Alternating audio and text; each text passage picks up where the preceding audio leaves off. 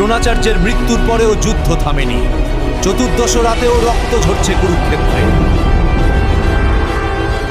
তিনি আকাশ থেকে নামালেন আগুনের বৃষ্টি, কখনো অদৃশ্য, কখনো বজ্রের মতো আঘাত। কৌরব সেনা ভয়ে কাঁপতে লাগল।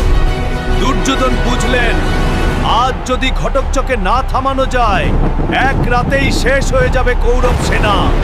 কর্ণের কাছে ছিল এক অমোঘ শক্তি, যা তিনি রেখেছিলেন শুধু অর্জুনের জন্য। কিন্তু আজ তাকে নিতে হলো কঠিন সিদ্ধান্ত।